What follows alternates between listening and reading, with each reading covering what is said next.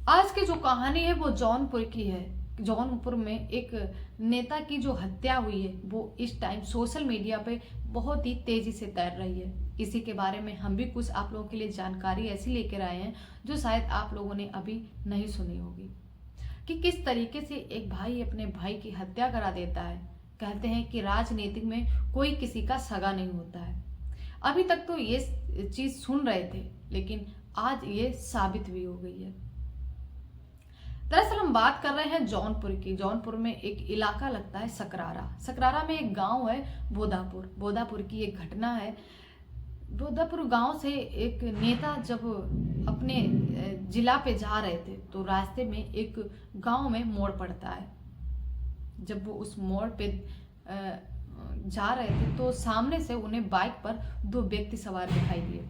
उन्होंने हाथों से नमस्ते किया और दुआ सलाम हुई। नेताजी को उन्होंने शादी का कार्ड दिखाया और कहा कि मेरे घर में कुछ फंक्शन है, शादी है, इस वजह से हम आपको ये कार्ड देना चाहते हैं।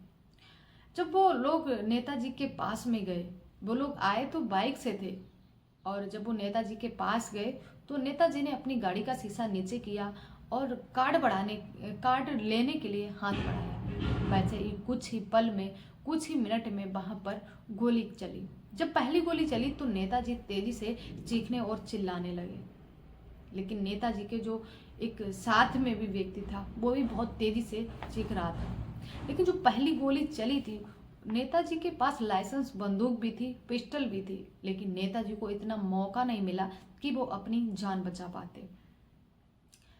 इसके बाद उन लोगों ने उन्हें एक नहीं, दो नहीं, बल्कि 6 गोलियों से उन्हें छन्नी कर दिया और वो लोग वहां से भाग निकले।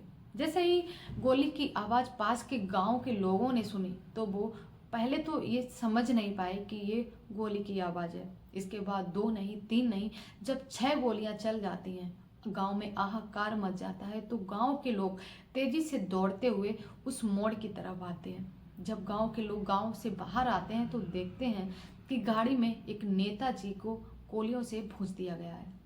तभी गांव के जिम्मेदार कुछ व्यक्ति पुलिस को कॉल करते हैं और उन्हें उस घटना पे जल्द से जल्द बुलाने की कोशिश करते हैं। तभी घटना स्थल पर पुलिस आती है। तब तक गांव के जो जिम्मेदार व्यक्ति थे वो नेताजी को वहां घटना स्थल से उठा के हॉस्पिटल में, पास ही के नजदीक के हॉस्पिटल में एडमिट करा देते हैं। जब नेताजी को एडमिट कराया, उनका वहां पे इलाज करना शुरू हो गया था।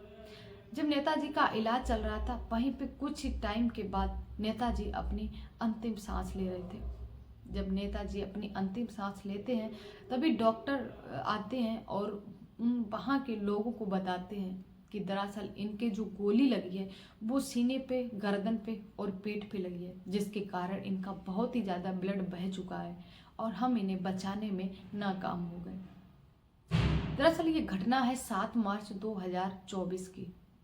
इधर ही 6 मार्च 2024 को जो जौनपुर का बाहुबली था, नेता था, जिसे लोग देख के बहुत ज़्यादा डरते थे, कांपते थे, जिसका नाम था बहुत ज़्यादा चर्चा में था, उसी व्यक्ति की 6 मार्च 2024 को 7 साल की सजा सुनाई जाती है और साथ ही में 50,000 का जुर्माना भी।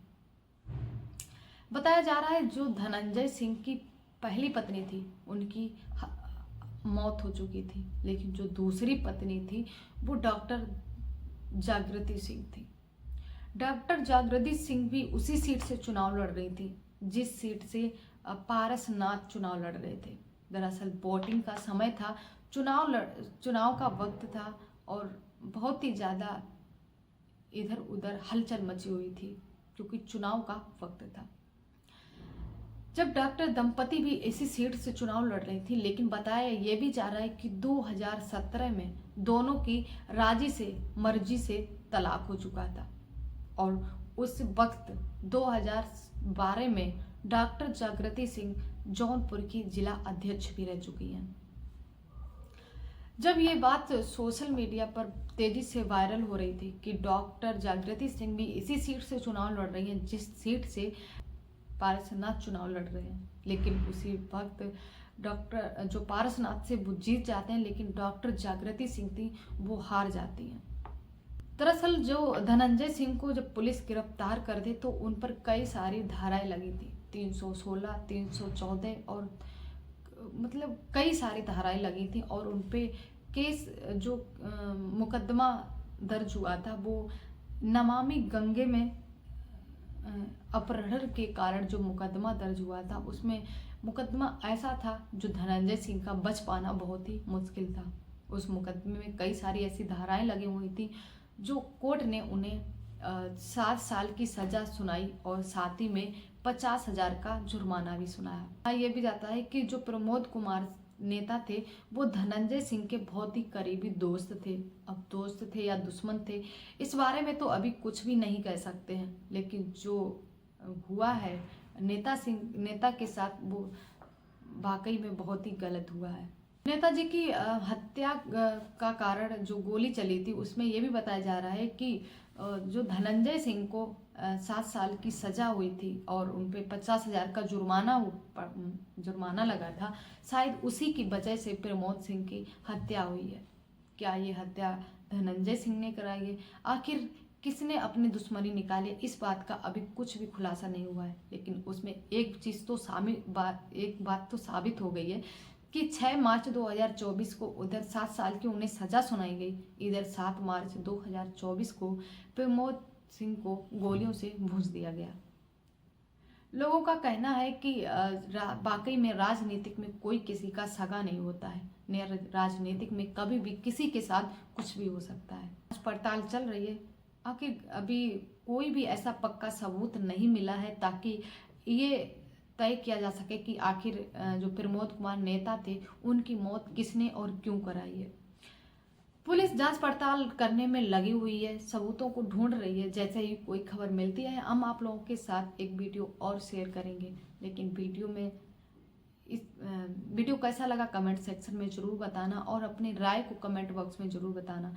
चैनल को सब्सक्राइब किए बिना नहीं जाना है और जिसने भी हमारा चैनल सब्सक्राइब कर रखा है तो प्लीज़ वीडियो को भी लाइक कर दीजिए और अपनी राय को कमेंट बॉक्स में ज़रूर बताएं। इसी के साथ विदा लेते हैं, मिलते हैं नेक्स्ट वीडियो में, तब तक के लिए धन्यवाद।